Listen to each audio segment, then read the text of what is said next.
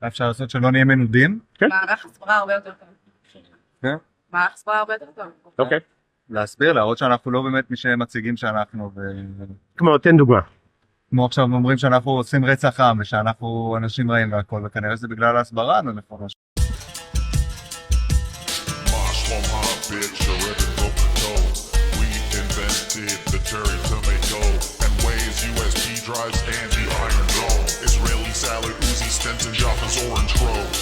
Microchips was us. iPhone cameras us. Taco salads us. Bodagabanos us. Olive Garden us. White Foster us. Sabra Hamas. Hasbara sus. What's going on, everyone? Welcome to The world's most moral... Oh, fuck, I interrupted you. Hasbara, the world's most moral podcast. Starting off early with the interruptions, Mr. Mate. I'm trying to work on it, but I think I was so... You know, have you seen that Kids in the Hall skit where it's like, don't put salt in your eyes, don't put salt in your eyes, don't put salt in your eyes? Yes. And it becomes, always put salt in your eyes, and then he puts salt in his eyes. Uh-huh. He's trying to remember his mother's advice. I think that's what happened. Don't interrupt, don't interrupt, don't interrupt, interrupt, always interrupt. Listen. Trying to work on interrupting more. Yeah. We hear your comments. We read them. We see them. We rage about them. You know? Yeah. Because and then we ignore them. Yeah, we rage about them. We get mad. We get sullen like children. And then we ignore them. But deep down, we are sorry and trying to do our best. But that's deep down. On the surface, filled with hatred. That's us, me and yeah. Daniel. And if there's any relationship in the world that can be defined as superficial, it's the relationship between two goofy podcasters and their audience. Yeah, 100%. There's nothing more surface level than this. Now, listen, does that mean that we're not parasocial friends? No, we are. Of course we are. We're best parasocial friends. Like we love the hogs, but you know, hey, sometimes we're going to interrupt each other and we're going to interrupt the guests. And sometimes, you know, we're going to say something and it might make you a little mad. But remember, we're always joking and that we're filled with love. As the great Matt Crispin said, no matter what happens on this goddamn podcast, we will not be held accountable. That's goddamn right. No one will ever hold us accountable. Mostly because we just don't have the listenership for that. 5 stars in a review on all of the podcast apps. Whether you mean it or not. Yeah. I mean, listen, I don't care if you actually hate the show. Just give us 5 stars in a review that says you love the show. Lie for us. It's nice. And patreon.com/badhasbara. Please join. You get all the episodes early, and very soon you'll be getting some exclusive bonus content. Me and Daniel and guests and friends and whatnot, just talking shit. And you know, that'll just be for the patrons, and it helps us. And the chat on the Patreon page is so great. Like I love just the patron. Patron piggies. If you like the YouTube comments, we're talking about top shelf slop. Oh yeah. Top shelf slop. It's mostly just I love you, and then a few. Did we say something last episode about like old people? Were we ageist last episode? I don't remember. Well, I reported that I had been not accosted. What's the positive version of accosted? Molested? No. That is the positive version. Fondled.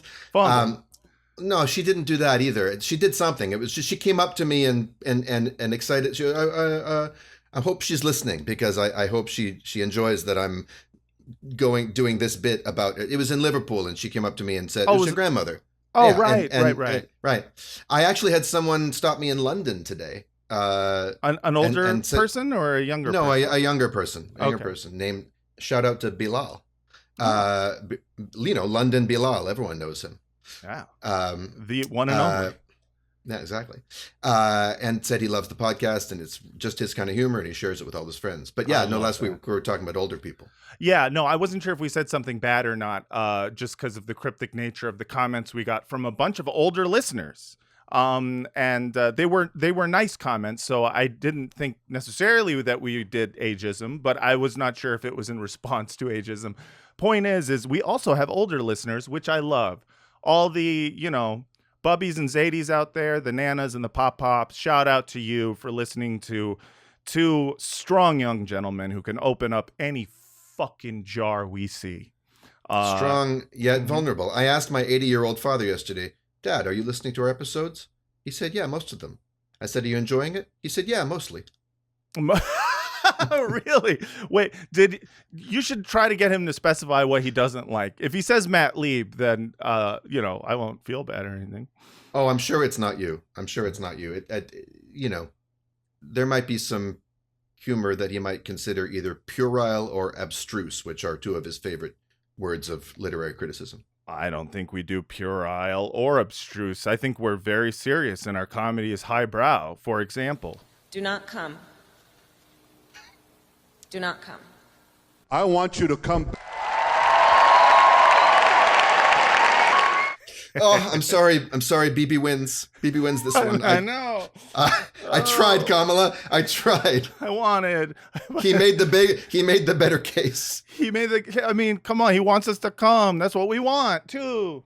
Well, like him, I now have some dirty laundry that I need doing.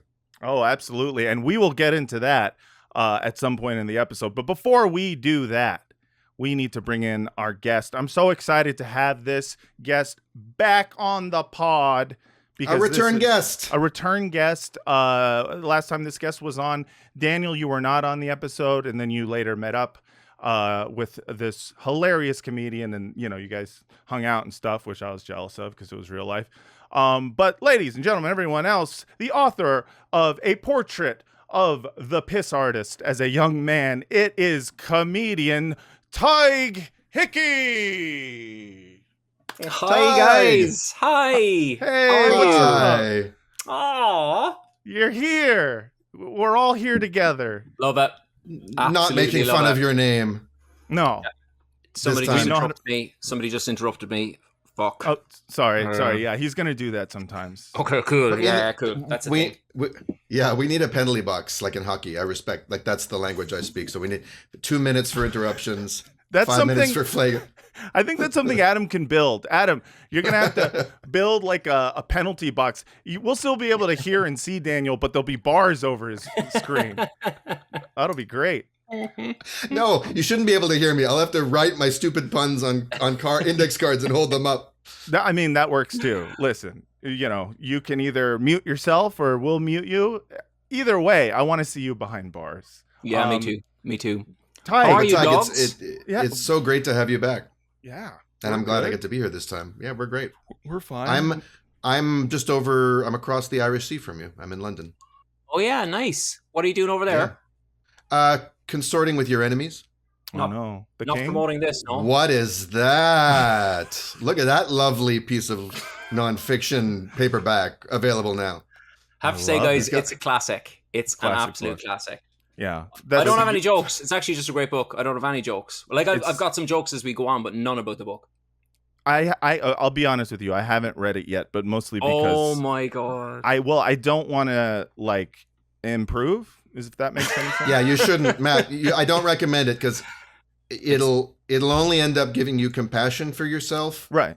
And then I'll lose my edge.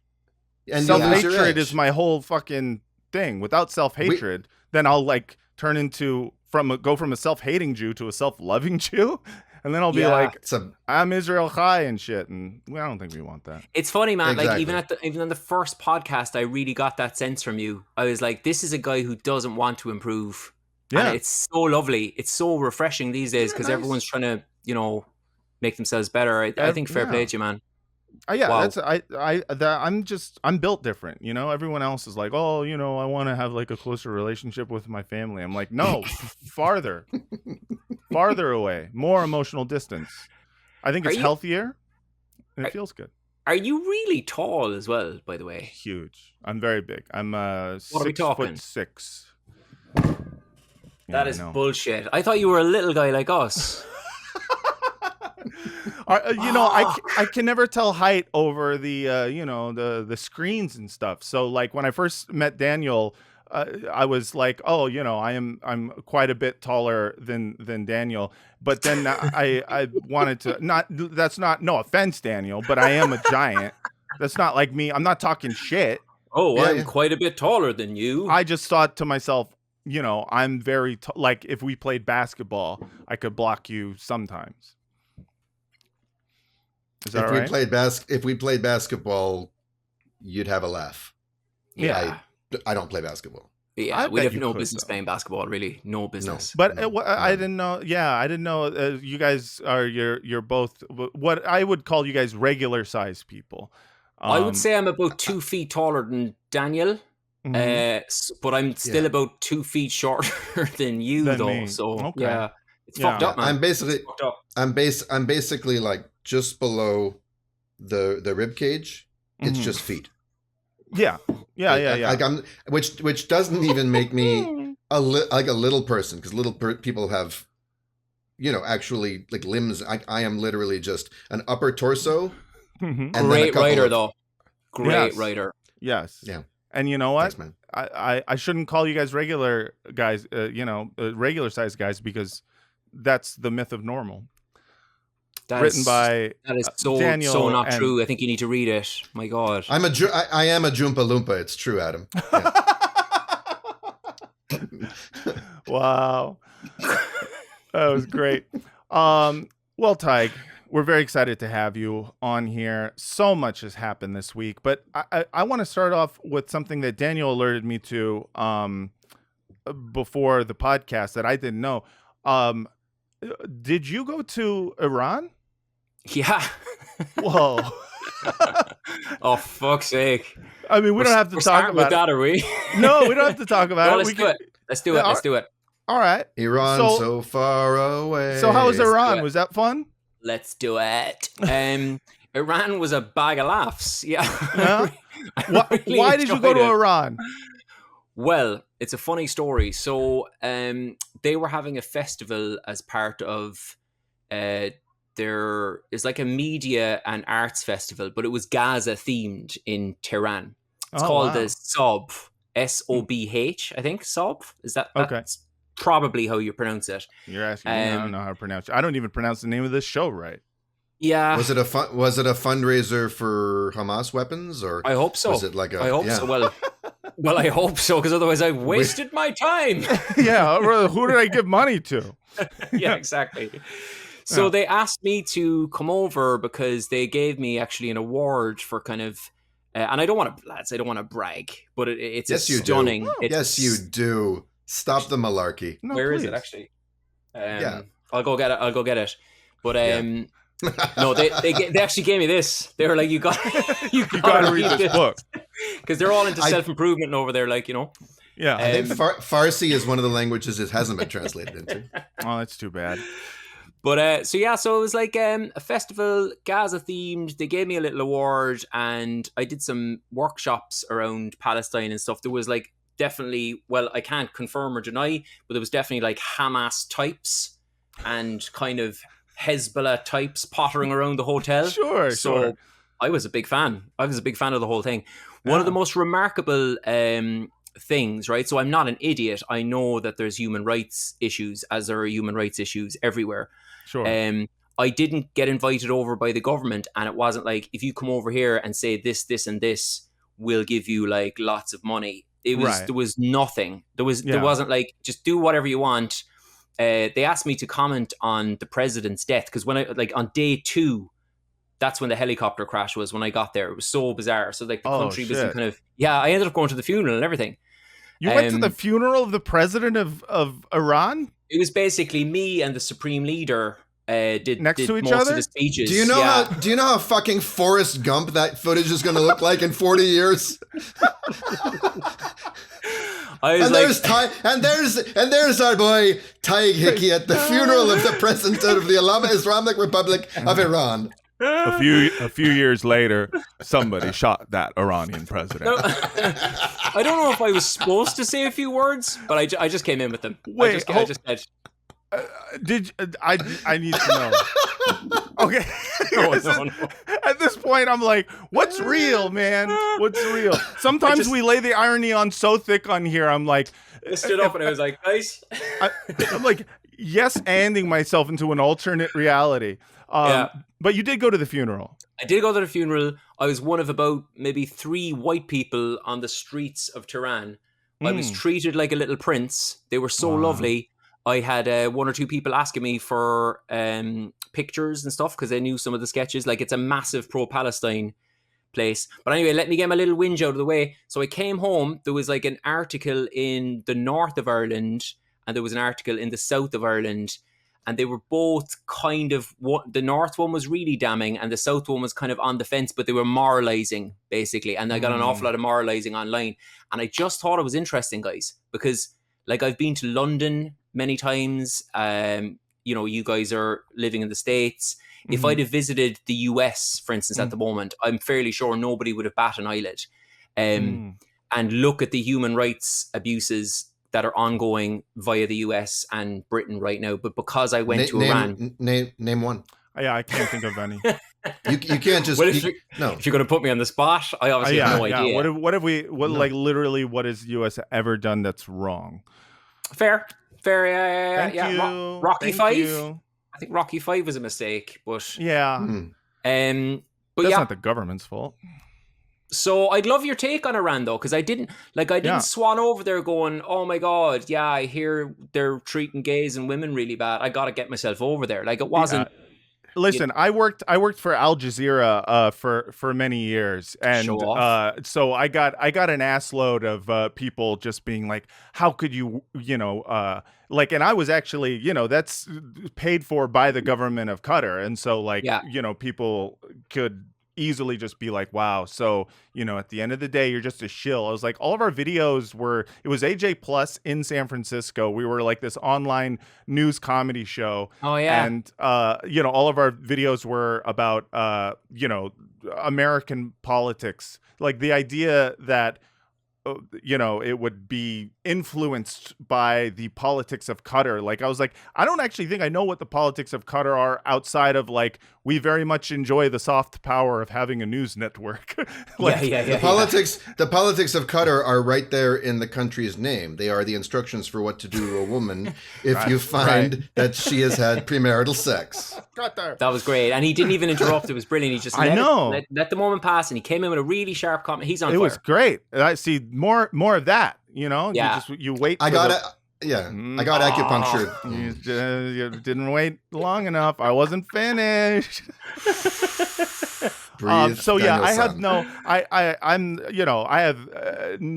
no moralizing that I'm doing. It's like it's different for if like the government of Iran, sent you over to do a shake hands meeting, with the president or whatever, although he died. It'd be weird to shake hands with him. Right. Oh, yeah. But it would be totally inappropriate. It would be they bring you over to the grave. I'll stick to just saying a few nice words at his funeral. That's what I'll stick to. Yeah. No, yeah, but this entire idea that somehow Iran is, the greatest threat to all of humanity and whatnot is just so clearly like U.S. imperialism based that you can look at their clear human rights abuses and condemn them. Of course you can. Yeah. But the idea that they're somehow more evil than the UK or the United States, give me a fucking break. And it's funny you should say evil, because that is the narrative. Like, I mean, in the US, they still use those black and white terms, don't they? Yes. Where it's like, or Netanyahu, you feel like he was playing to the galleries with his speech. It was like, 100%. Just to let you know again, we're the goodies and they're the baddies. It just so happens that the baddies tend to be brown and black all the time. Just, I've noticed that about the baddies. That's a coincidence. Or Russian. Or Russian, or on the Black Sea. I mean, look, my family has some family friends whose father languished and died in an Iranian prison under very shady circumstances, whose mother went through a terrible ordeal to get out of the country. There's all kinds of problems there. And I think, although I think that the women life freedom movement has been opportunistically used by liberals and neocons in the West. As these always are, that doesn't mean there isn't any legitimacy to the grievances and any Yeah, of nobility course. to the struggle. But the hypocrisy is what you're calling out, and the prerogative of power is to taxonomize. I'm just going to keep using big words in this sentence. I I love love that. it, man. I Prerogative, love it. the prerogative of hegemony is to taxonomize moral,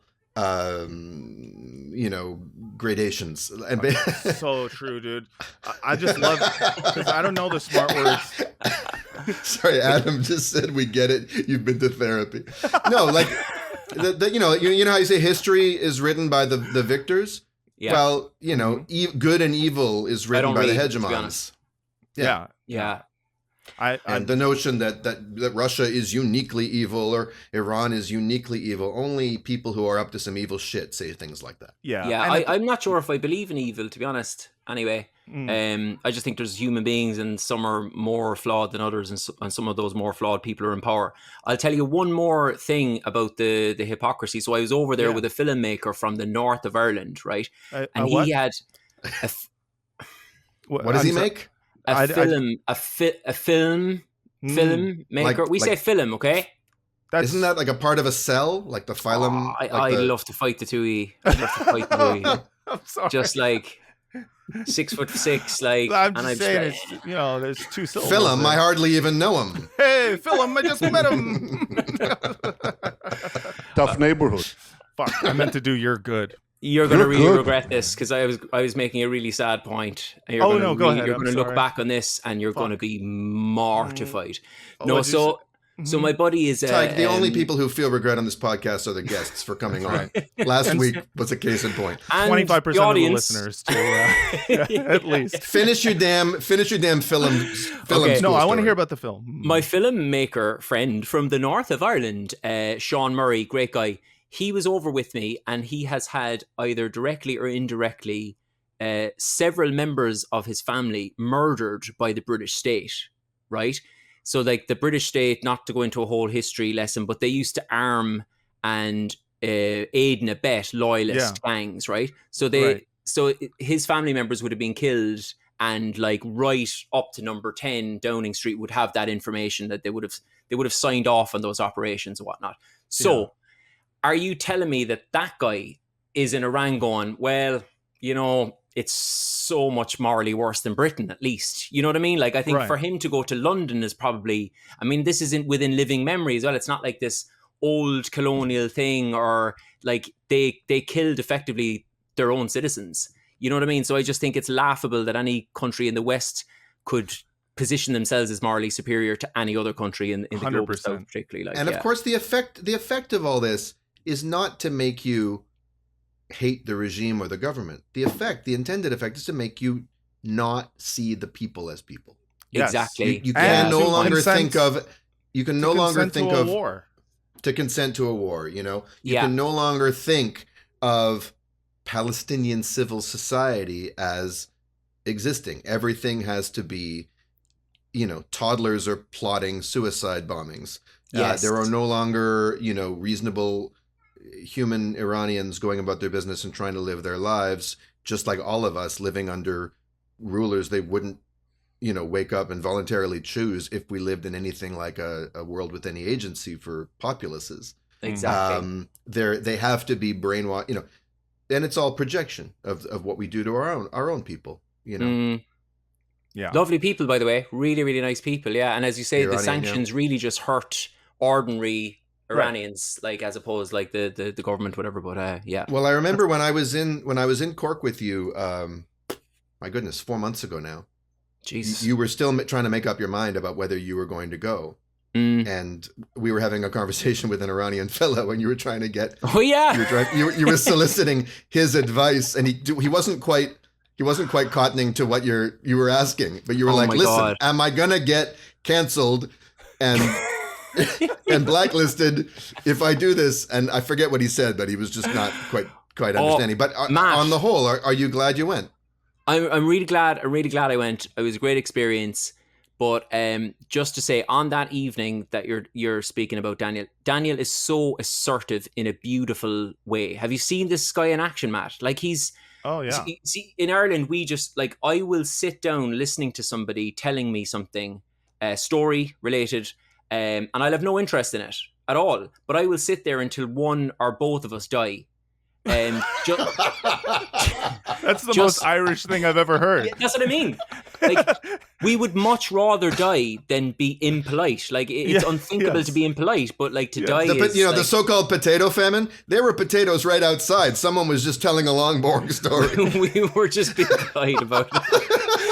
People were Daniel, starving because someone just kept going on and on and on. I swear to God, man, I was thinking about it for weeks afterwards. I was like, see, he's really assertive, but he wasn't rude. So, like, that's an option. Like, well, because I cut in the guy. I felt the guy. You interrupted. See, this is sometimes I interrupted, you use your powers for good. In a great way. I interrupted responsibly and intentionally. When I do it on the podcast, it's more ADD. It's more impulsive. It's more. It's more premature. Sure. Ejaculation, and the word ejaculation can be used to speak about something other than what Netanyahu wants us to do. Certainly. Yeah. But it's on the soundboard, Matt. The soundboard, goddammit, that was your cue. Crazy Jews. Fuck. No, not that one. I want you to come. There we go. Exactly. Yeah. Two of them together was incredible. Yeah, it's just I really got to label these buttons, guys. I just keep pressing the wrong one. To say, Danny, you're a big inspiration to me. I've been trying to do it since, man. The guy was giving it all out. He's a lovely, lovely guy. But at one point, Danny just turned around to him and said, I have no idea what you're saying right now. You need to let Tadhg talk for the natural flow of the conversation. And I fell off my chair. I was like, I need to die.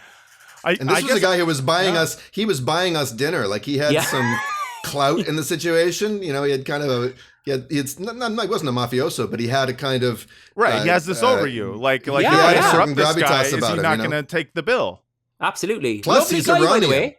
Really Plus, lovely he's Iranian, guy. and you know what they're like. Yeah, well, I've heard a thing or two about Iran. Nothing good. He's a lovely guy. They're arming the bad guys. Yeah. I'm glad to hear that, and I imagine as you read that book that you held up about 6 times, you'll find more and more incentive to find that to interrupt people and tell them to please let me speak. That's right. Maybe I should start doing that. I'm going to start doing that. You should. Shut up, everyone. You can start doing it. You can start doing it with me when I interrupt you. You started That's today. What I'm gonna... I respect that. You complimented me one time. You accidentally were muted, and you were like, "Wow, Matt, you stopped me from interrupting," and I was like, "Oh, that was an accident." Muted. Let's get into Hasbara. That's the reason for the season. Speaking of fucking, the Iranian threat, and how the Iranian threat is constantly brought up in DC, we had our main man himself, Mr. Bibi Netanyahu, came to the United States Congress and gave a speech. Benjamin Malusky was here, in person for his 4th time addressing the U.S. Congress. And man, was that embarrassing for the United States. I think there's nothing more embarrassing than watching a room full of elected lawmakers give him a standing ovation after every sentence, like he was George W. Bush after 9/11. It was completely absurd. I had never seen anything like that, and maybe that's what it was in the previous times, but this time felt a little bit more like War on Terror-y. The reason is that he wasn't George Bush after 9/11. He was George Bush after 20 9/11s. That's right. Because that's his mathematics. That's his algebra for what October 7th represented. Yes. And then with every passing day, you exponentialize it. And so now by this point, October 7th is about 911,000 9/11s. Dang. So you got to up the quotient of standing ovations for that. That's shit. a lot. I mean, look what he survived, and he's still in power. How did he do it? Way too many 9/11s, and that's just way too many inside jobs. That's a crazy amount of inside jobs. Too many building 7s. Yeah. My brain is imploding with the thought of it. Wink, wink. Wink. My brain is spontaneously collapsing. under its own weight. Mm-hmm. Yeah, it was like, it was, you know, it was like watching an anti-Semitic trope in action, because, you know, the one thing that I've always said, and I continue to maintain for people who like have the wrong view about or what I consider to be the wrong view about Israel. Israel is a, you know, client state of the United States. U.S. imperialism is why Israel gets to do what it's doing. It's not the other way around. The Israel lobby does have a fuck ton of power, and they use it, which is why you have people just like clapping like fucking trained seals every time Netanyahu opens his fucking dick sucker. And it's like just one of those things where people, I think, want to, they see something like that and they can't help, I think, but go like, kind of seems like the Jews are in charge. And that's not what's happening. But at the same time, if there's one thing Israel loves, it's to take old anti-Semitic tropes and then try to basically try to convince people that they are real in order to maintain their kind of like ominous, threatening power over people, and also to get people to end up saying these like broad anti-Semitic claims and go, see, this is why we got to kill all those guys. Yeah, Israel's basically a refurbished anti-Semitic diorama. It's like, let's take all the old stereotypes. Yeah. Let's put them into action. Let's act proud about it. Yeah. Then let's cry wolf when anyone points it out. And then let's just watch as the legitimate resentment meets up with the irrational, bigoted, scapegoating narratives. And we will have more and more, the raison d'etat, more casus belli, 100%. like more reason to exist, and also make Jews in in the diaspora more and more unsafe in those countries, because people, their resentment can go into those anti-Semitic conspiracy theories and shit. Which begs the question, Tadhg, how are you doing wrestling with your inner anti-Semitic demons at this point? I'm doing fine. It's like, it's since I met you again, it's all kind of just resolved itself, because I was like, I as we were saying on the night, I thought I hated, Judaism. And the Jewish. Is this a bit, or are you being serious? People, no, this is real. But actually, I just hated you. So you realized it wasn't generalized. Jesus, I should have waited for it. You should have waited, Daniel. It was there. That was, but actually, you don't interrupt a bit by saying, "Is it a bit?" When you said, "Is this real?" and I had to say yes, my whole life flashed before my eyes. You're like, "Oh fuck! My career is actually over." It's clipped up. Oh yeah, baby. But I just want to make one slightly serious point. I know we're having a laugh, we're high-fiving, we're belly flopping.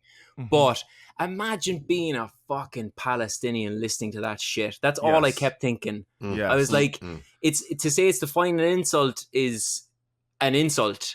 Yeah. Because the final insult is just it's ongoing. But to see this fucking mass murdering liar getting clappy handies like in Congress, he's mass murdered your family, he's starving your family to death. I was like, I know. I've never respected Rashida Tlaib more, by the way. Yeah. I think, and she showed, as my brother pointed out on Twitter, she showed a hell of a lot more courage. And it's fine you want to make a theatrical show by not showing up, but these Democrats should own that they are part of the government that has enabled this maniac.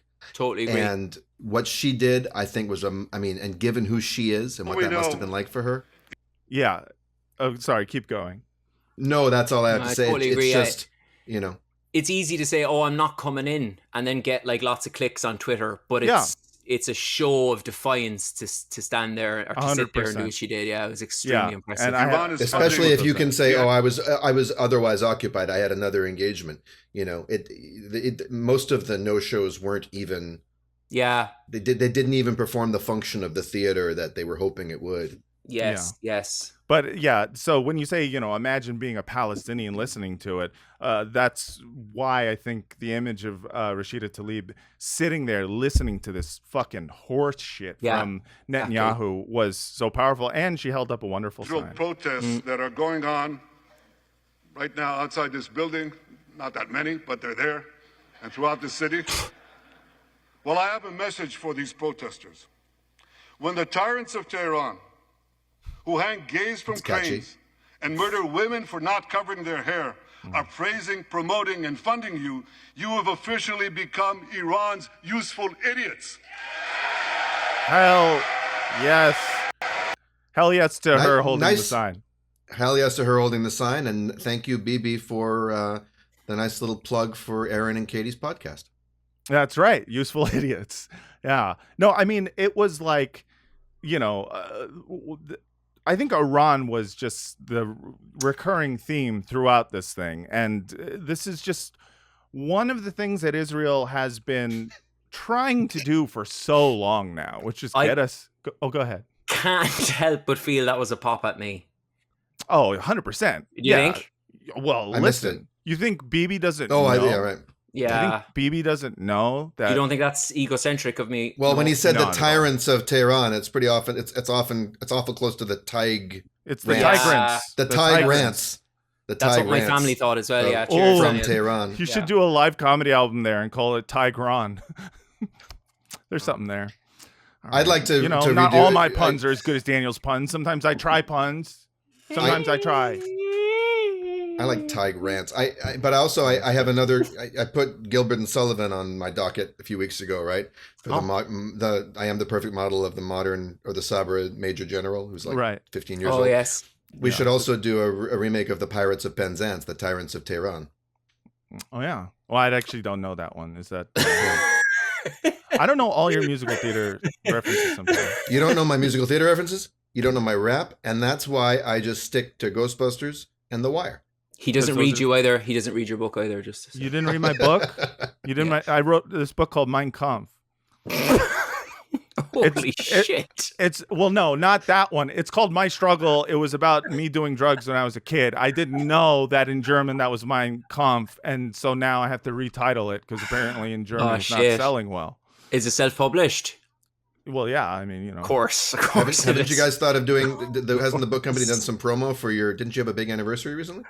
Yeah, that's right. 15 years. 15 years clean and sober. Oh my July God. 27th. Yeah. I didn't know that. Wow. I'm clean. I'm sober, dog. Yeah. So I have to feel cool, man. every ounce of my emotions. Next year, I'm going to be 10 years clean and sober. Oh, fantastic. Yeah, fantastic. Man. Yeah. I didn't know that we had that in common. Yeah, wow. Look at that. A couple of sober boys. Yeah. Sobering Tomorrow. this year. Tomorrow, I'm going to be 48 hours clean and sober. No, I don't drink that much actually. I have other vices. Nice one, Daniel. Yeah. I'm the only. I'm the only. We call you Normie. We call you Normies. I'm an unrecoverable Normies. Is that what the name for it? Muggles? Yeah. Muggles, because we drink from mugs. That's right. Yeah, we call you Muggles. And why did you stop drinking and taking drugs, Matt? Oh, because it was bad for me, and because someone snitched on me to my parents, and then I felt bad, and then I started going to 12 step. I wish it was a good story, man. I wish it was something cool. Like I just, I mean, literally, me hitting bottom is. Yeah, hilarious. Me hitting bottom is a very lame story in which I I had Dilaudid.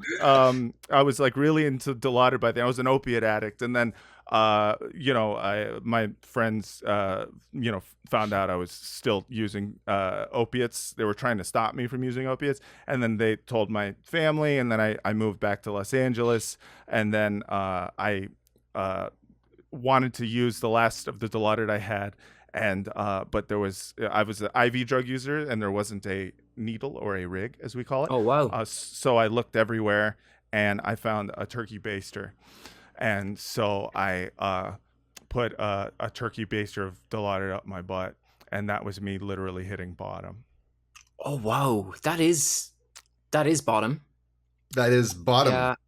That's Yeah. literally hitting bottom, you guys. Yeah. So the point is, It was all that built in. It was all built He into poked your bottom. joke. Yeah. I poked bottom. Poking bottom. Well, because I was gonna say, like, you must have the most slow clap reactions in meetings when you tell the story of how you hit bottom. If it's just your parents being like, "We're very disappointed in you. Could you stop doing Dilaudid in the house?" But now that you have the poking bottom turkey baster story, you must have no claps at all. Just I just have usually just everyone's jaws wide open, going, "What the fuck?" And I'm just like, I don't like swallowing pills.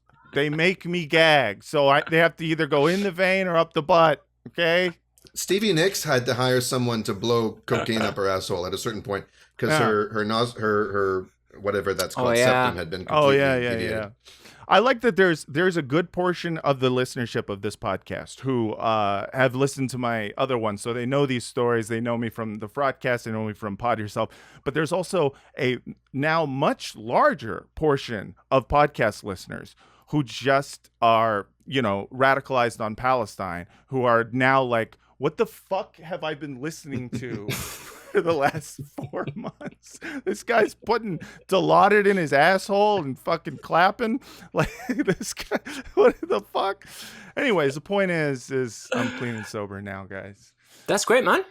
Thanks so much. What about you? What is your bottom? Yeah, we used to put pills up our bum bums as well. Like you guys used to do that, like ecstasy tablets. Oh. Yeah, like because they go into your bloodstream, so you come up much quicker. But we had these really jagged ones before. They were like, we just bought them off a guy on the side of the street, and they were kind of really jagged, and I was kind of out of my mind. So when I was placing them up my bum bum, they kind of tore my bum bum. Oh, so boy. Yeah, so he kind of had Is a bit that of a what the sore. Alanis album is named after? Is that what that whole album is Jagged about? Little Pills about when she puts some ecstasy in her bum bum. You ought to know. You ought to know. That would add a whole extra verse to ironic. Adam just sent me a text. Says, "Can we get to a segment soon?" Sure. Free Palestine. Speaking of which, so just hey, speaking of bottoms up. Speaking of references that you do, Daniel, that I sometimes don't get. I want to get into a story related to this incredibly embarrassing display of I don't know what to say other than cuckoldiness of the United States Congress clapping for everything a literal genocidal war criminal has to say. A genocidal war criminal who holds them in utter contempt. Absolute open contempt. Which is so clear, I think nothing displays that more than this repeating story that happens over and over during every time there's a visit. There's been this, the Israelis have vehemently denied the story, but apparently Netanyahu brings his dirty laundry to Washington, literally. There are multiple stories about this, the biggest one being, of course, in the Washington Post. But this has been a rumor for years in Washington that the Netanyahus take advantage of the fact that if you are a visiting, dignitary or diplomat or world leader, they'll do your laundry. But it's supposed to be like, well, the clothes that you wear when you're there, they'll clean them for you, and then you can go back home and not have a bunch of dirty clothes. They literally bring more laundry than they have. So let me read from the Washington Post. Israeli officials denied that Netanyahu overuses his American host's laundry service, calling the allegations absurd. But they acknowledge that he has been the target of laundry-related accusations in the past. In 2016, Netanyahu sued his own office and Israel's attorney general in an effort to prevent the release of his laundry bills under the country's Freedom of Information Act. The judge sided with Netanyahu, and the details of his laundry bills remain secret pending an appeal to the Supreme Court, which, of course, he is fabric softener us. He is trying to, destroy the Supreme Court. That's probably one of the reasons why.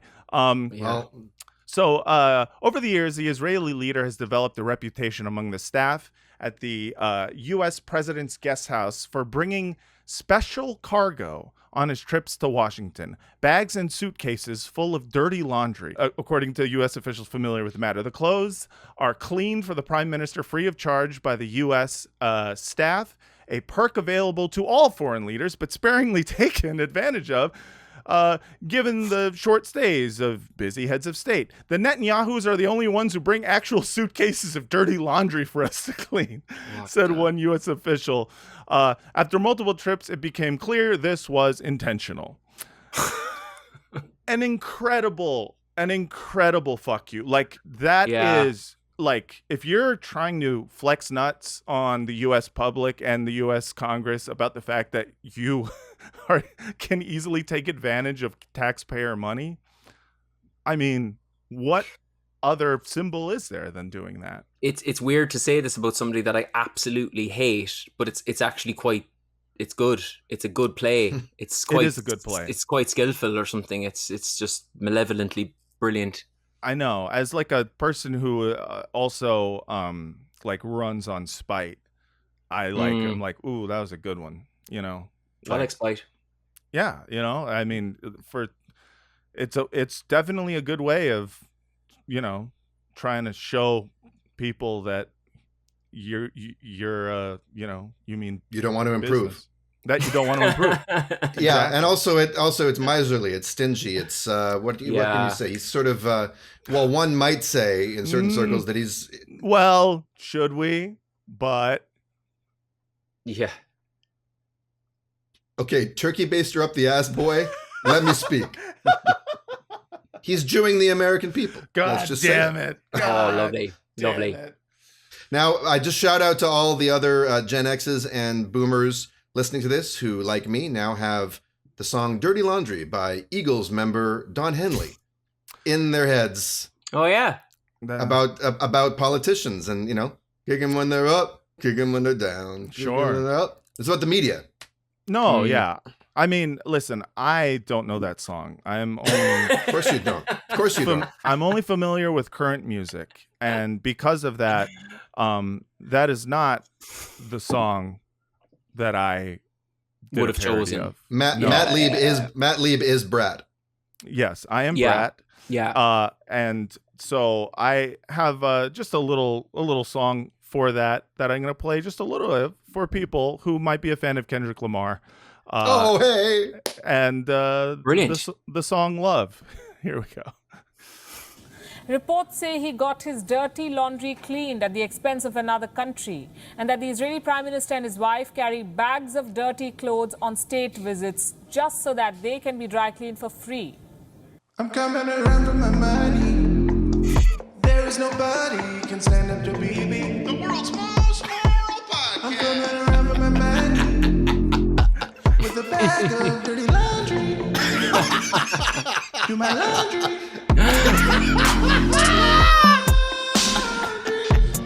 I wanna arm the Jewish state. I wanna arm the Jewish state. I wanna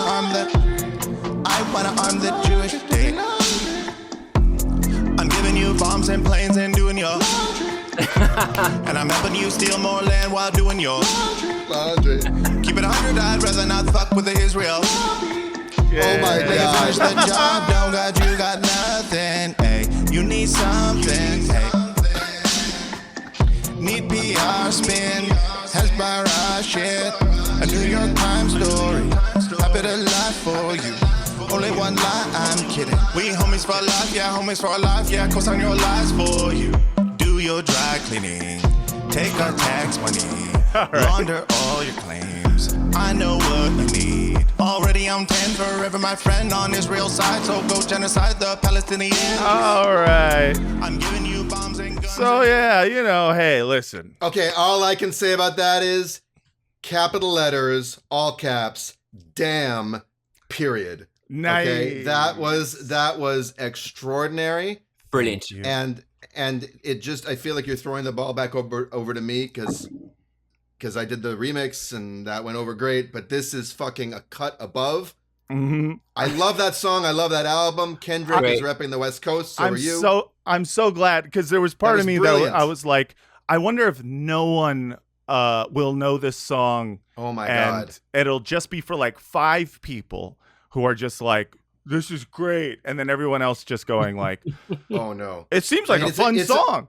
It's a deep beautiful. cut. It was like the 3rd single off Damn or something like that. It's so good. I'm stunned. It was actually really beautiful. It was really thank beautiful. you. Thank Are they you. your The vocals? auto-tune. A lot of auto-tune. Okay. Auto-tune. I listen, I do not have a great singing voice. It's okay. I'm not tone deaf. I just can't physically hit the notes I want to hit.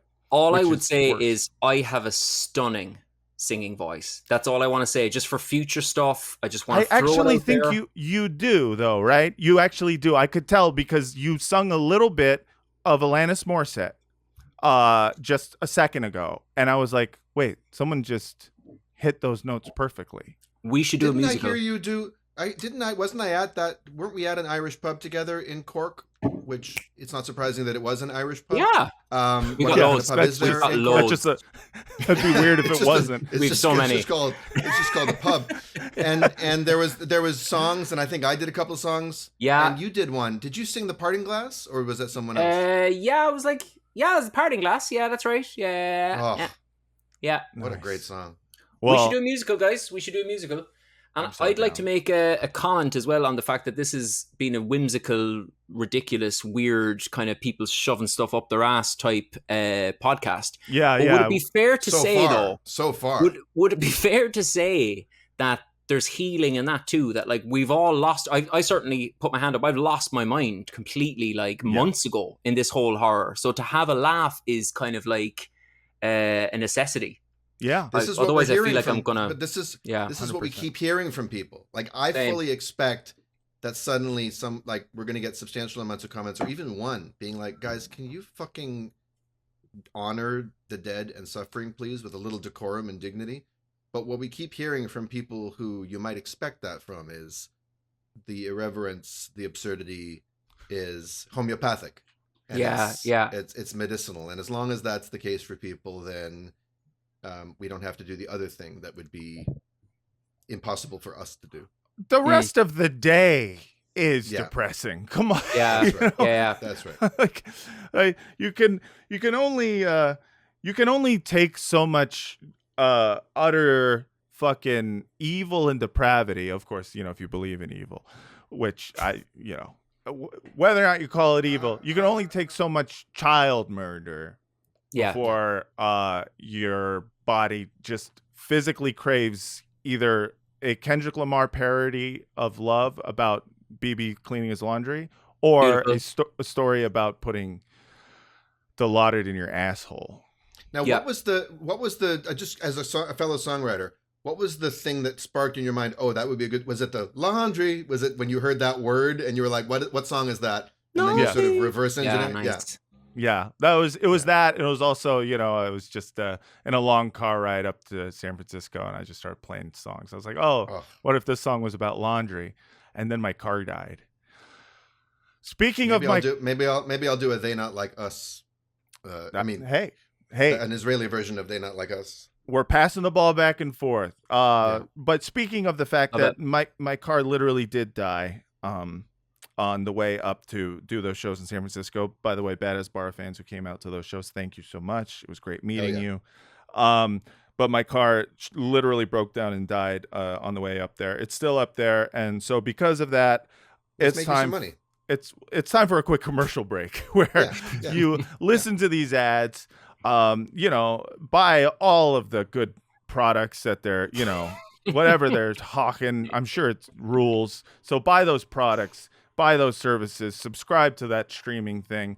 And then also, join the Patreon also. We're going to get a car tier going. If you just join for $1,000 a month for 3 years, then thank you. Use promo code based. Use promo code based. Based. This is a based podcast. This is a very based podcast, but not in the way you think. All right, everyone, stick around. We'll be right back. Anyone need to take a shit? Anyone need to take a piss?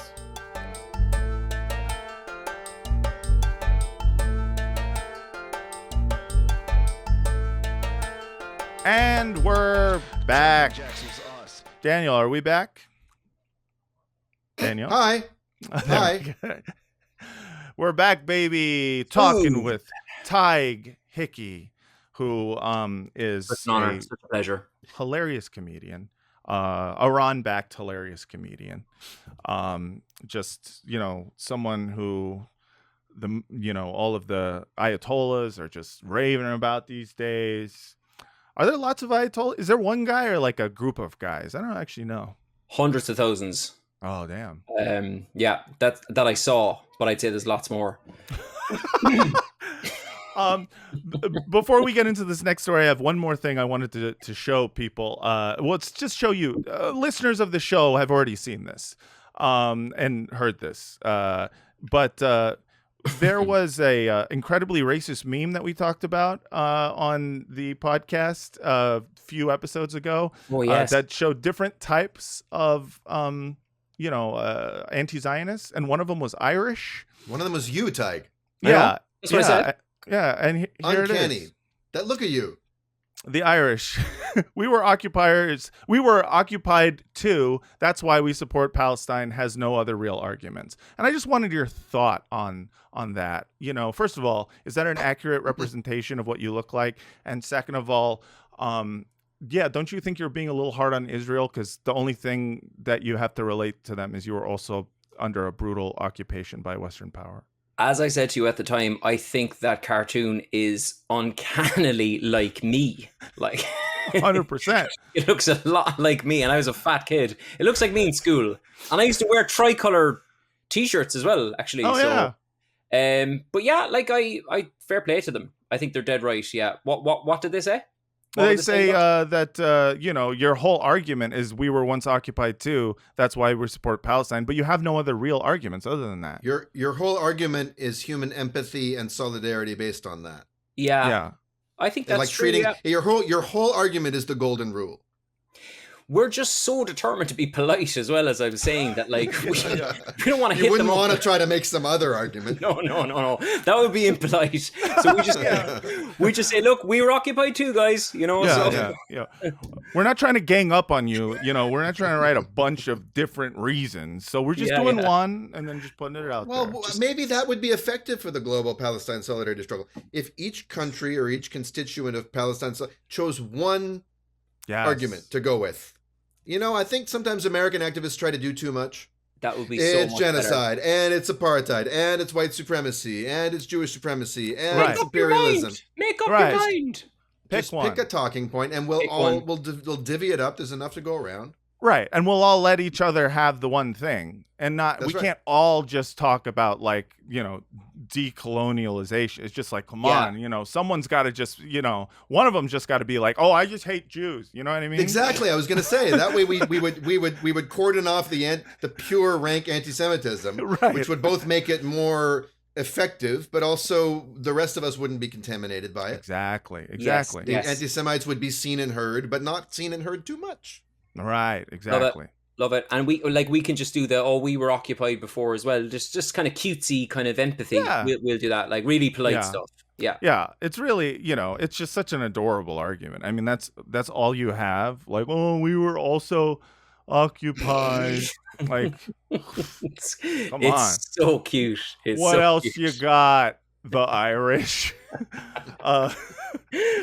We were occupied too. We were occupied. Yeah. Come on. That guy Aiden or Adine, who, if you say his name right, it sounds like an Irish name. He's been on a roll since we posted that. He's really been. He's been posting some real. I love him. He's just racist.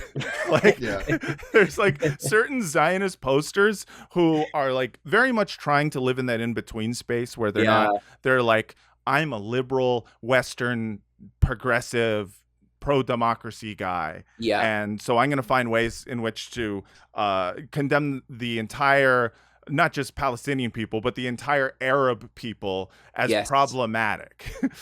And then there's Aiden, who's just like, people with more melanin are actually more violent. And you're just like, what the fuck? He just Racist shit. Well, and my favorite one of his was someone was talking about the Golan, right? We're not probably going to, we should talk about maybe next episode what happened up there in the Golan and who done it and all and who the Druze are blaming and all that shit. It's interesting. Yes. And it'll have massive consequences. But someone was posting about basically how the Golan Heights is illegally occupied by Israel, which is de facto true. Yeah, I guess you could say annexed, but it's 6 of one, half dozen of the other. Yeah. And he posted, "Fuck you and your labels." to which I said, "My prerogative, but make it settler colonial." Why won't they just let us occupy? Like, so just woke. yeah, I love the why do we got to put labels on? He sounds like a guy who just really doesn't want to be in a relationship with like international law. It's like, why do we have to put labels on this? I love the way you're do we have to reducing define imperialism this? to labels. Like, Yeah. why do you have to call it USA? Like, it's just such a Why do you gotta label, call like- it apartheid or like colonialism? Like, isn't it just bros just chilling out, having a It's vibes. kicker? All they want to do is vibe. Why do you have They're to just put trying to words, vibe. Like, why do you have to put words on things? Like, Yeah, why did you, as soon as you put Yeah. words, Isn't it great that how Zionists get metaphysical and non-dual at exactly the moment when you're pointing out that they're actually breaking international law? Like all of a sudden, well, what is law anyway? right? Yes. Like As soon as what you is start, breaking? like consensus, like reality is just a series of unspoken agreements based That's on right. perceptual paradigms. Yes, exactly. I mean, it's literally just They all become Eckhart Tolle in the crunch. right. Yeah. The mind wants to come in and say, "Oh, this is genocide. I don't like that." And the power of now. There it is. He got the book. We did not prepare that, Tig. That was my choice. Confirmed. We did not. That was your choice. choice. You went to get another book, and you. That is incredible. That's mad, you guys isn't it? you guys have like some sort of brain connection, like Navi style. That's mad. wild. And it's like I have a really good selection of books. Like it's unusual. I had to pluck that out of the recesses of my library. Like out of all the different copies of Tom Clancy you have. I've only read the Scottish translation of that book, The Power of No. The Power of No. At least he's not interrupting. That's what I say. Yeah, he didn't interrupt. So, but yeah, no, it is just hilarious watching everyone get existential and just really philosophical as soon as you say what the name of a crime is. If you ever want to see the Zionistas expose their racism, just head over to Twitter and watch any interactions between Indian loving pages and Zionists, where they're effectively saying, "You filthy monsters, we don't want anything to do with you guys." It's a one-way relationship for sure. It is wild. It's like there's just so much of that too, where you're just like, how, like, to not hold resentment over the fact that you're gonna like carry water for people who are like, "I think you're animals," and you're just like, "Well, I think you have a right to exist." I love you. It's crazy. But yeah, these Zionist accounts like to do a lot of carrying water for obviously for the state of Israel, and they like doing other things to water in the Gaza Strip. Yeah, like mostly claiming it, and No, I'm talking about blowing up the Canada well. I don't know if you saw this, but some Israeli soldier posted a video of them destroying this water treatment plant that Rachel Corrie spent much of the last year of her life trying to protect. That's right. And they just blew the fucking thing up at a time when polio virus is showing up in the water supply. It's an act of, I think Ryan Grimm actually did a report on this, or Drop Site, Jeremy and Ryan's new website. Shout out to them. New website. It's absolutely just a jaw-dropping new low in terms of war criminal depravity. And then, of course, he deleted the post and made his account private and all that shit. Yeah, of course. But yeah, watching like there's always this, like, I would call a steady torrent of damning video that has been taken by literal Israeli soldiers and civil servants and whatnot, citizens, of them doing something atrocious, and then you have, of course, the Zionists denying every aspect of it. And one of the big things that has been constantly denied has been this story of the in Israel, in one of the prisons specifically that I can't pronounce. Sde Teman. Is that how you pronounce it? I think so. It's in the Negev. There was someone who was being tortured by having things inserted in their butt, which, I'm now realizing, having earlier talked about putting a turkey baster of Dilaudid in my ass, this now feels more insensitive than I meant it to. But I don't think I put those things together until feels pretty sensitive to me. You are the Irish of that. I am the Irish of that. I don't know. I'm not going to let you get solemn about this. I'm sorry. This is about Hasbara podcast. That's right. But so it's terrible. It's fucking terrible. It's one of those things that I've seen them people, even after the reports came out, and I think it was Haaretz did a report on this, and you've seen it especially in Israeli media. It's been all over Israeli media, and more of their liberal media, less of their less government mouthpiece medias. And it's something that's been constantly denied, to the point at which, it's hard to believe anything of what's coming out from people, especially online. You just have no idea who's making up an insane story and who's telling the truth. All I know is you see enough actual videos of Israeli soldiers and Israeli police doing insanely racist and horrific and brutal acts that you just start to kind of believe anything. Yeah. And this is one of those. And the New York Times itself had a report on a different prison where there was reports and I think admissions of making inmates, basically impaling or making inmates sit on sharp things and hot things and sodomizing, sexually torturing prisoners. So and sexual torture is well known in the Shin Bet and IDF.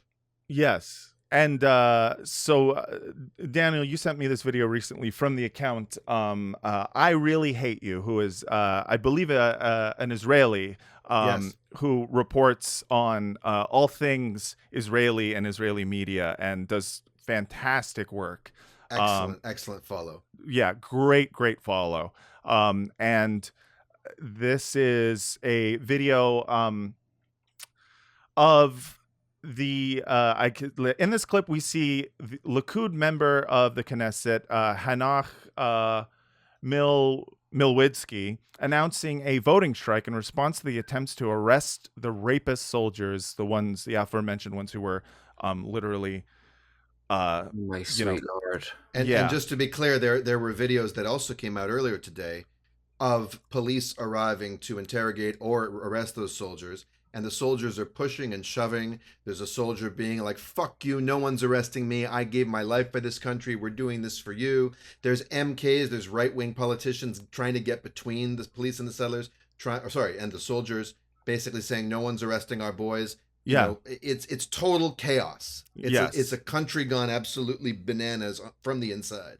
And it's funny, watching this video, at first I wasn't sure what I was seeing in terms of what this guy was saying. I thought he was condemning the actions of the prison guards or soldiers or whatnot, the soldiers who were doing the actual sexually assaulting a prisoner with anally, and that quickly turned out to be not the case. Turned out he was saying the opposite. And here are you gonna read along here? Yeah. I don't know if you know, but there's an incident right now in that place where the military police came to arrest soldiers who were guarding the Nukba terrorists. In that place, the Nukba terrorist detention center, the military police came there to arrest some of the soldiers there, probably because of some allegations regarding the treatment of Nukba terrorists. Some allegations. And there is an incident of soldiers refusing to leave. I think we need to give a personal example here. I say now, and I call on all other coalition members, I'm getting up and I'm leaving, and I'm not going to vote on anything anymore until this story and this insanity is over. And I'm really asking, and I think my coalition friends will do well if they do the same as I do. We cannot continue as usual. To insert a stick into a person's rectum, is that legitimate? That's what someone asked. So someone else is asking, yeah. Yes. Shut up. Yes. If he is a Nukba, everything is legitimate to do. Everything. Everything. Everything. You know what these people did? Basta. Never mind.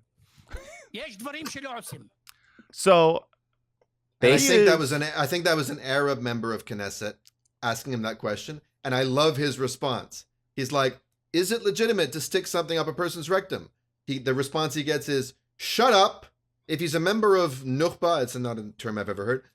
Everything is legitimate to do, and the questioner says, "Okay, that's all I wanted to know." Yeah. My gosh. Yeah, it's absolutely insane because you see, it's seeing all of our lawmakers standing up and clapping for the man who is representing not just this like country in general, but this specific ideology and far right party. And it's not even the furthest right party in Israel. Yes. It's just insane when they are openly saying, why are you trying to arrest our soldiers for literally raping, our prisoners? And it's legitimate to do so. I mean, we're not crazy. No. Whenever I talk to anyone who's just like, oh man, I don't know, what's going on there. I'm just like, you're right. Everything you're thinking, but you're afraid to say, you are right. They are psychopaths. We're not crazy. I'm playing the sting. But I'm not crazy.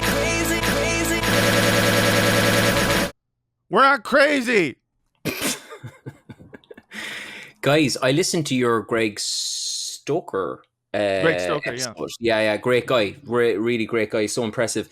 But he was making, because I was wondering, and this, I think this really illustrates it. I was wondering, are all empires in these types of wars, are they all the same? To go back to the evil thing, like, were the British this bad? Are the Americans this bad? But he was kind of making the point that they're not, like, that this is a new level of evil, kind of, wasn't he kind of saying that the Americans wouldn't have done some of the things the Israelis have done? Either evil or psychopathy, if you want to make it more pathological and less moral. I mean, I think it makes them capable of acts of outlandish, almost campy evil. Yeah, and but it's both the moral depravity of. I mean, I don't think you can compare evil. Is this more evil than dropping Agent Orange on jungles full of and killing millions of Vietnamese people? I don't know. But this is more outlandishly, cartoonishly, clownishly, braggadociously. I mean, we've never seen anything like this, which is a country having an absolute meltdown in public. And in some ways, it makes it easier for people like us to do what we're, in fact, it totally does. You don't have podcasts like this about what, Syria is doing or Russia is doing or what America does. There's something extra ridiculous, and then on top of that you have the layer of the self-justification, the bad Hasbara. I'm glad that you started the episode, Matt, with that extra clip of those Israelis saying we need to have less bad Hasbara. We need better Hasbara. Yeah, I don't think there's ever been this level.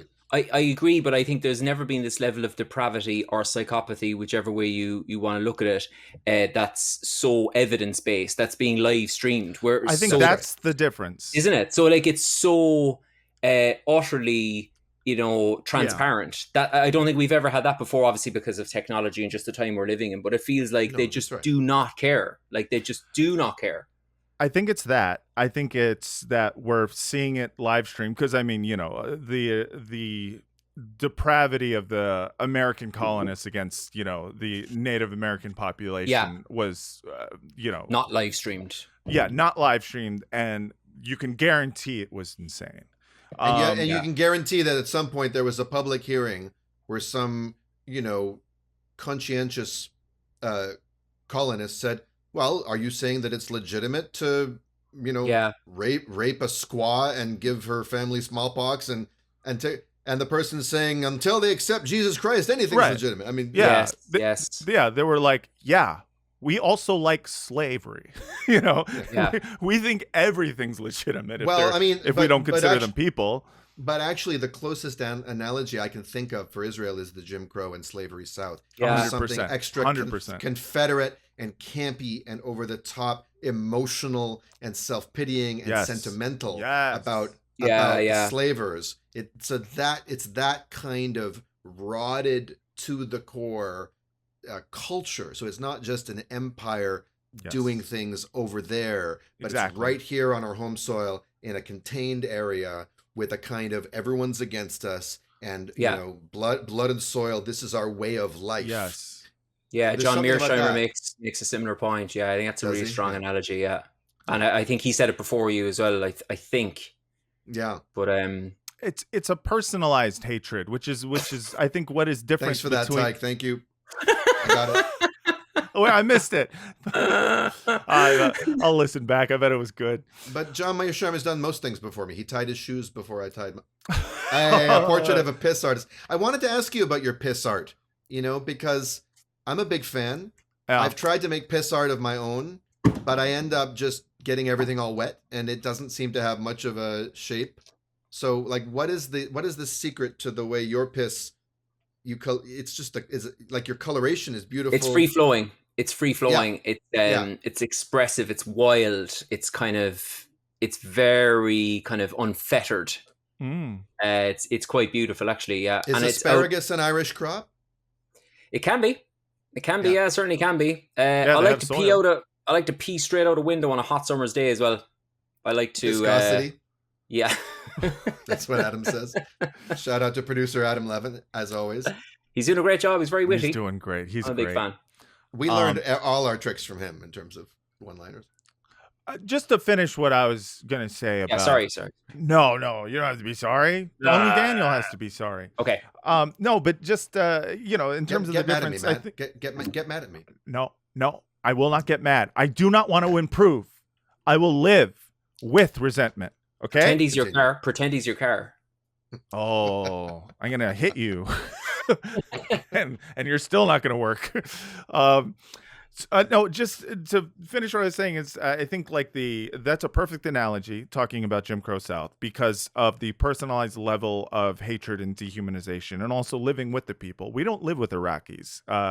We're not a neighbor with Iraq. So when we go over there and we're dropping, 1,000-pound bombs or whatnot and killing a million civilians, we're doing it in a cold, depersonalized way in which the hatred of the other is present, but it's a different way in which we are racist against the way the America's been anti-black historically, and that type of hatred is a personal and an incredibly racist and white supremacist way, and I think it's similar.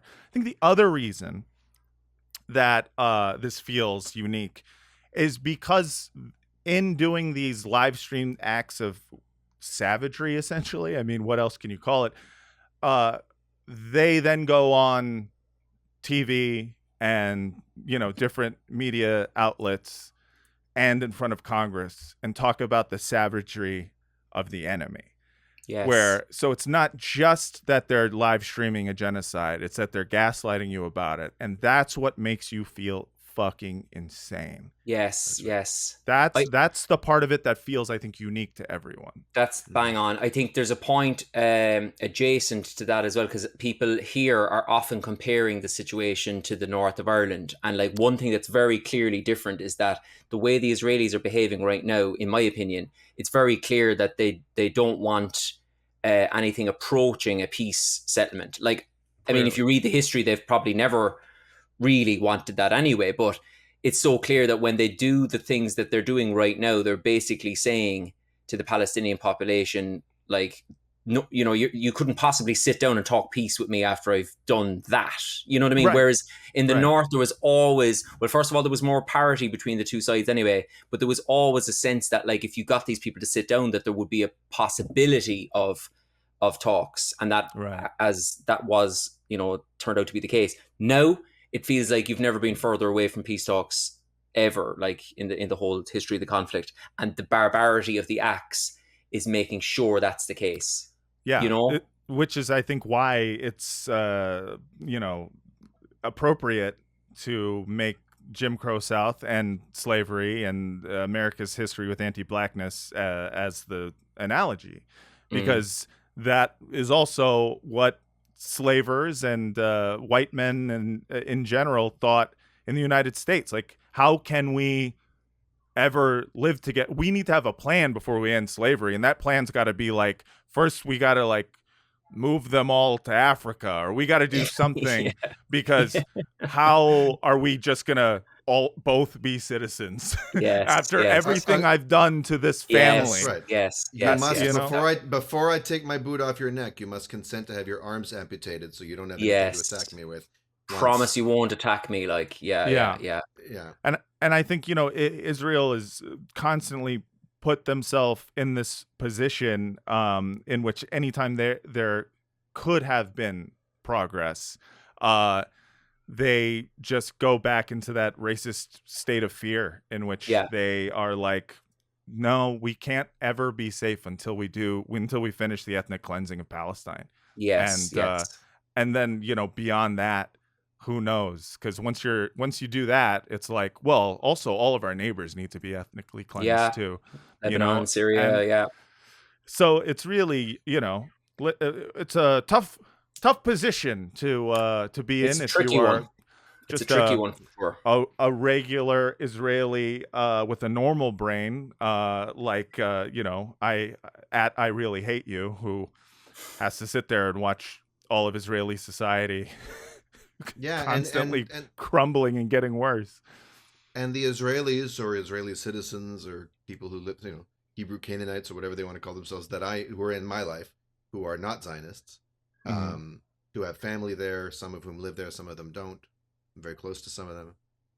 They're well aware that the only time, or the necessary condition for us to get to that moment of quote unquote peace talks, as you're saying, Tadhg, if peace talks is going to mean anything, we're not talking about some kind of Oslo process. Of course, a sort of all process, no peace, as Said said.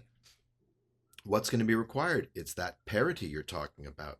We do parody on this show, but we need parity in the political situation. And the only way that's going to be done is if Israel's knocked down several pegs and the other side has some leverage. And then you start contending with the very gutting realization that it could take a bloodbath to get to that point. Of course, that what's happening up in the north, the fact that Hezbollah has their sights on the ammonia plants in Tel Aviv, which could unleash holy hell, chemical misery.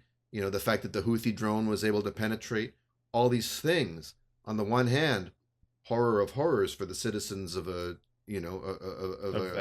country, of anywhere. And at the same time, possible breakthrough in terms of and this is where game theory and war, you start thinking like a World War I or World War II historian playing one of these board games where you're, the balancing the power and all this. And I hate thinking that way. I've always thought that was a deeply inhumane way to think.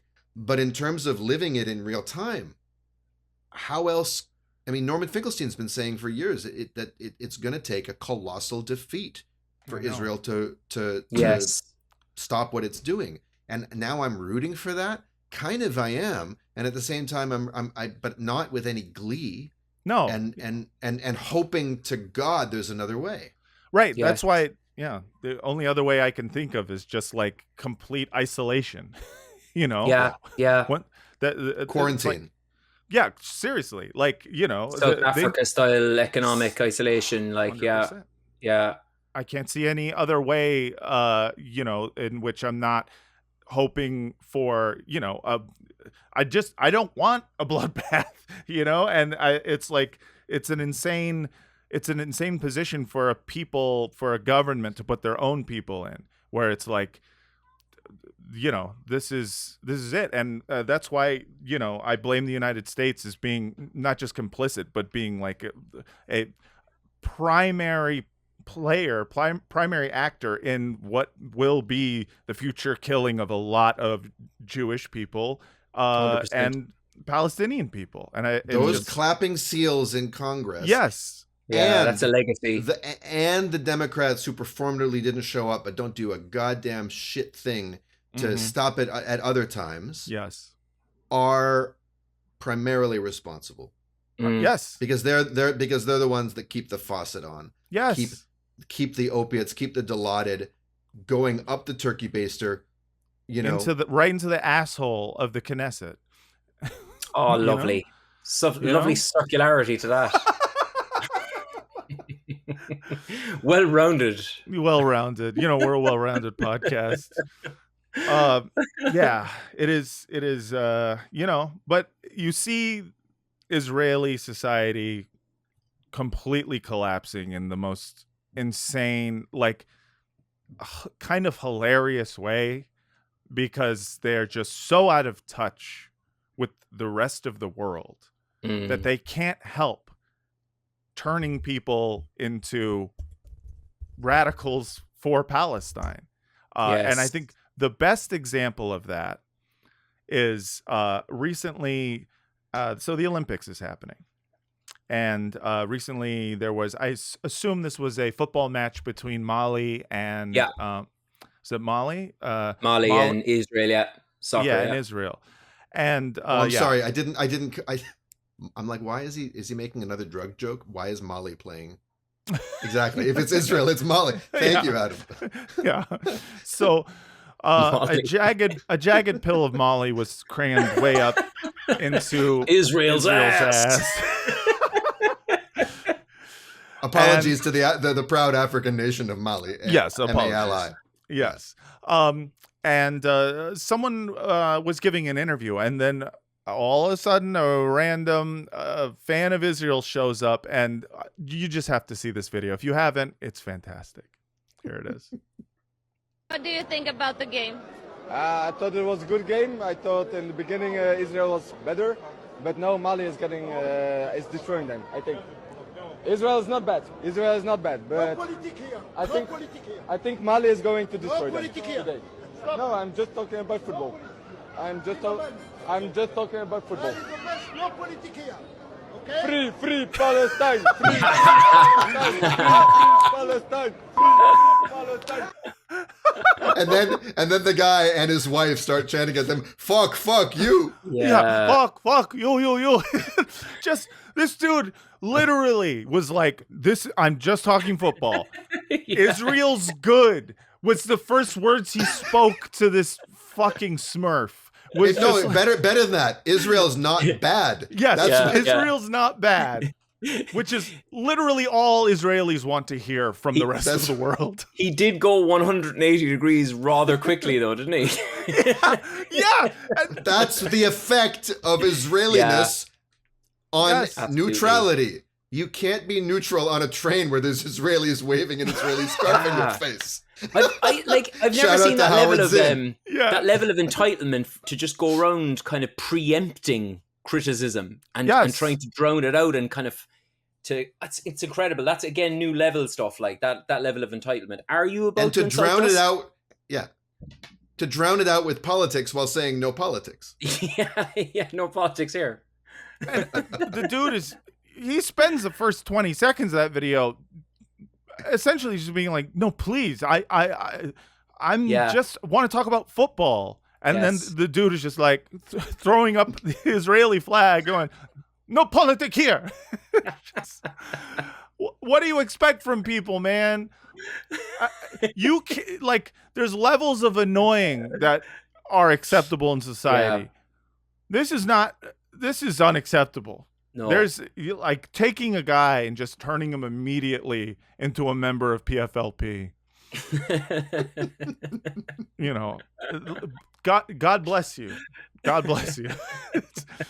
pretty incredible shit. Islamic Jihad, Palestinian Islamic Jihad should hire this guy as a brand ambassador. Yeah, I mean, like, go out there and do, like these people who stop you for like PETA on the street or PETA, not to offer you PETA. I appreciate those people. The other people I love PETA. Or any kind of activist group that's trying to get you to sign up on the street. They could just have this guy on the street waving the Israeli flag, recruiting people for Warhawk Tua guy. Very good. Warhawk Tua. Oh my God. Warhawk Tua. Adam. Wow. Can we have Adam as a guest some week? Absolutely. I mean, he controls the schedule, so yes. Okay, let him know. Book yourself, Adam. Let him know he's Book in. yourself.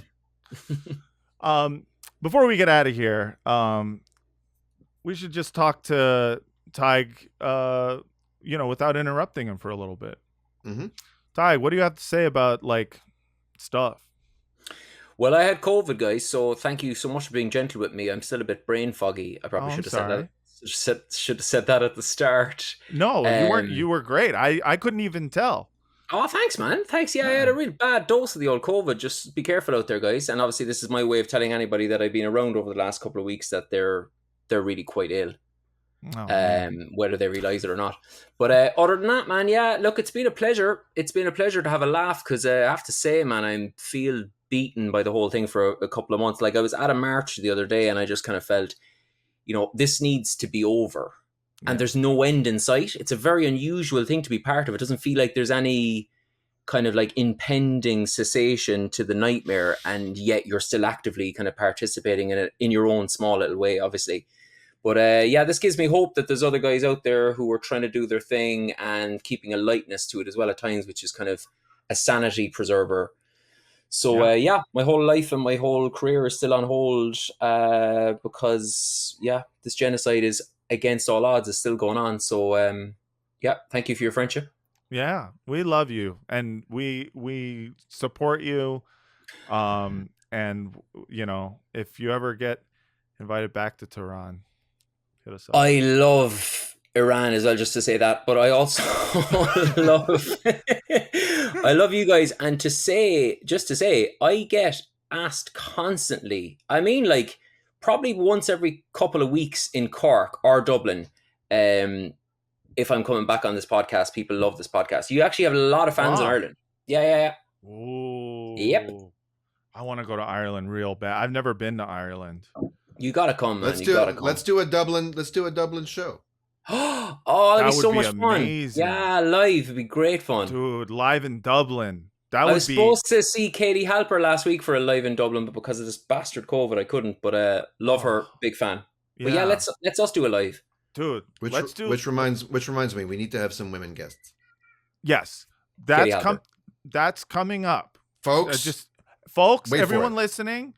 You've had lots of female guests. Right, but it's not been recently. Like the last 6 weeks have been like all dudes. That's okay. If not more. Dude, and I could go have like hot and sour soup right now, and I would only be able to taste balls and cock. Like it's so strong in my mouth from this podcast. Just I could have ginger chili popcorn chicken, and I wouldn't like this the redolent aftertaste of the masculinity. It's the been sweaty, a sausage fest. It's just a sausage fest. Did Daniel have COVID as well? But I was wondering that too. I was like, does everything taste like cock when you have COVID? Cock COVID? Yeah. Cockpit, yeah. You got cockpit. Cockpit. Okay, so that bit didn't work, but it put an image in your head. It put an image in your head. It got you thinking. It was thought provoking. Yeah, it provoked some thoughts. Cockvid 9 peen. Not bad. Not bad at all. Not bad. Well worth saying. I do my best. Well worth saying. Best. I'm not. Am I the smartest guy on this podcast? No. Am I the most eloquent? No. Am I good at puns? No. Also, no. Well, thanks so much for coming most on. oral podcast. Big shout out to your car. One last shout out to your car. One last shout out to my car. Rest in pieces. Still up there in Redwood City. They're looking at it. At some point I'll go pick it up.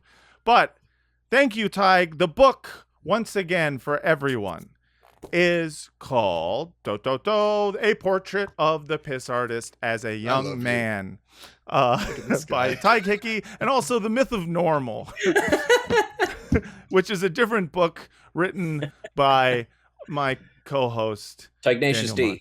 Great writer, great book. Buy both books. Yeah, buy both books. But don't buy this. It's a mess. Don't buy Power of Now. It's by a German. He's probably a Zionist at this point. I'm gonna write my own book. You should, Matt. You should. Yeah, it's. I mean, other than my struggle book that I wrote about drugs that I had to show because of the title, I'm gonna write something else. The Power of Later. Oh, it'll be about how I don't want to grow. All right. Patreon.com/badhasbara. Please support this podcast. I need a new car. badhasbara@gmail.com for all your questions, comments, and concerns. All right, everyone. Thanks again so much for listening. And until next time, from the river to the sea, Tadhg. Oh, sorry. I was going to free. I was going to say Tadhg draws Stars of David with his pee. Oh, nice. I love it. And I was gonna say, put that baster away. I'm not a turkey. Oh, kind of nice. I knew I shouldn't have told that story on this fucking podcast. Thanks so much for listening, everyone. See you later, guys. Bye. I wanna arm the Jewish state. I wanna arm the Jewish state. I wanna arm the Jewish state. I'm giving you bombs and planes and doing your and I'm helping you steal more land while doing your keep it 100, I'd rather not fuck with the Israel. Let you finish the job, don't got you got nothing, hey. You need something, hey. Need PR spin, Hasbara shit, a New York Times story, happy to lie for you. Only one lie, I'm kidding. We homies for life, yeah, homies for life, yeah. Co-sign your lies for you.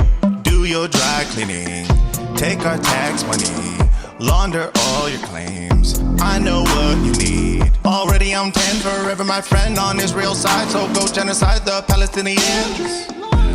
I'm giving you bombs and guns and doing your I'm giving you taxpayer funds and doing your keep it 100, I'd rather not fuck with the Israel. Keep it all 100, don't got you got nothing. There is nobody can send it to Bibi. I'm coming around with my man with the bag of dirty laundry. Do my laundry. I wanna arm the Jewish state. I wanna arm the Jewish state. I wanna arm the Jewish state. Manish my bitch, that is all the lyrics. I didn't write anymore, and now I'm rapping, going off the top of my head. Oh, Iron Dome sounds, it sounds kinda like getting your dick sucked by a robot. Everyone knows that it sounds like everything. Then sucking on dick, and then they're eating my butt, sucking my dick, sucking more dick. And I gotta think of more lyrics, but I didn't wanna write any more lyrics, cause it took too long to write those lyrics. I got other shit to do. Everyone knows that I got these hoes up in my clothes, and I went to fuck, sucking my dick, and a bucket of buck, what to do, on underwear, and sucking my dick. I'm giving you bombs and planes and doing your I'm helping the bullets rain while doing your keep it 100, I'd rather not fuck with the Israel. Keep it on 100, don't got you got nothing. Coming around with my money. There is nobody can stand up to Bibi. I'm coming around with my money in my bag of dirty laundry. Do my laundry.